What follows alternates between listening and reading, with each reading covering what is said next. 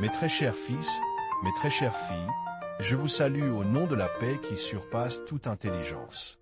Je suis Léon XIV, votre humble serviteur et pasteur, et je me tiens devant vous aujourd'hui pour partager des paroles qui, je l'espère, résonneront au plus profond de vos âmes.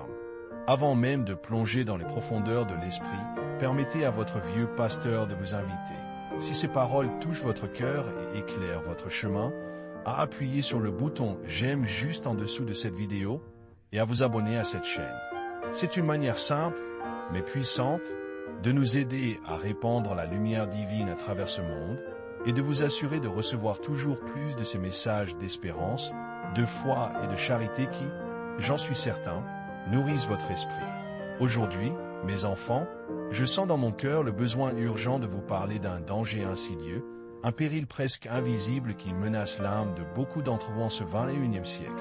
Je parle de la sécularisation, de cet éloignement progressif, parfois même inconscient, de Dieu dans notre vie quotidienne. Jadis, la foi était le pilier central de la société, le phare guidant chaque décision, chaque aspiration. Mais aujourd'hui, le monde, dans sa quête effrénée de progrès et d'autonomie, a commencé à reléguer Dieu à la périphérie, le confinant à la sphère privée, voire le considérant comme superflu. Voyez, mes enfants, l'âme est comme un jardin précieux. Dieu nous l'a confié pour que nous la cultivions avec amour, en y semant les graines de la prière, de la vertu et de la contemplation. Cependant, la sécularisation agit comme une brise légère au début, apportant des graines étrangères, des mauvaises herbes qui semblent innocentes. Elle murmure à votre oreille que vous êtes seul maître de votre destin, que le bonheur se trouve dans les biens matériels, dans le succès personnel, dans la reconnaissance des hommes, et non dans la grâce divine. Elle suggère que la science a toutes les réponses, rendant la foi obsolète.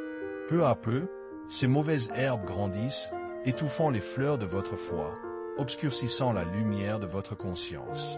Le silence de Dieu, qui est en réalité un appel à l'écoute, est interprété comme son absence. Vous commencez à voir le monde uniquement à travers le prisme de ce qui est visible, de ce qui est mesurable, de ce qui est immédiatement gratifiant. Les mystères de la foi deviennent des contes, la transcendance une illusion. Votre âme, privée de son eau vive, de la parole de Dieu et de l'air pur de la prière, commence à se dessécher. Elle perd sa capacité à distinguer le sacré du profane, l'éternel du temporaire.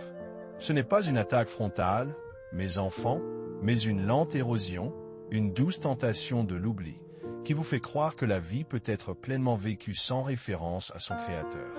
Et c'est là, précisément là, que réside le danger pour votre âme. Sans l'encre de la foi, vous êtes à la dérive sur une mer agitée, vulnérable à toutes les tempêtes de la vie et aux sirènes du monde qui promettent un bonheur éphémère.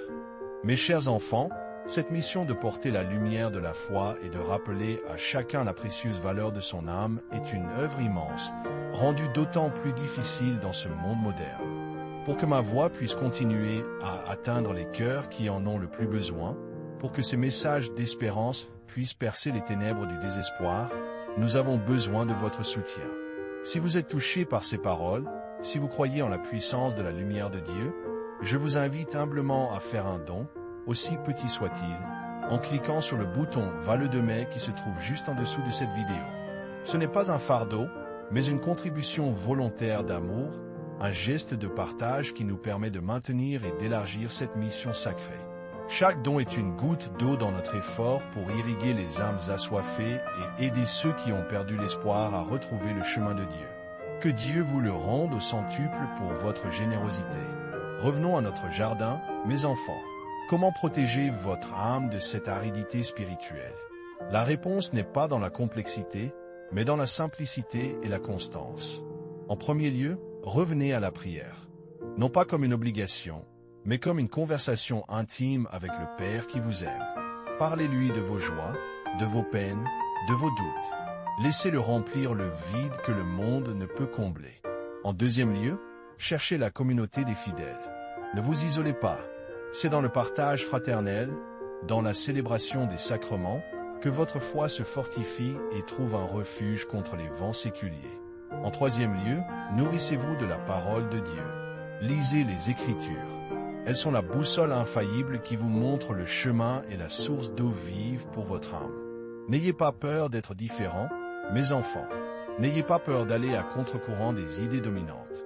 La vraie liberté ne se trouve pas dans l'affranchissement de Dieu, mais dans l'obéissance à sa volonté. Il n'y a pas de véritable paix, pas de joie durable, pas de sens profond à l'existence en dehors de lui. Le monde promet beaucoup, mais livre peu. Dieu promet l'éternité et donne l'amour sans mesure. La sécularisation tente de vous arracher votre héritage divin, de vous faire oublier que vous êtes des enfants de Dieu, appelés à la sainteté. Refusez cette illusion. Affirmez votre foi avec courage, avec douceur et avec la certitude que Dieu est toujours avec vous, même lorsque vous ne le sentez pas. Que la grâce de notre Seigneur Jésus-Christ, l'amour de Dieu le Père et la communion du Saint-Esprit soient avec vous tous, mes chers enfants. Allez en paix, et que votre âme, protégée et nourrie, rayonne de la lumière divine, éclairant le chemin pour les autres. Je vous bénis de tout mon cœur de pasteur. Amen.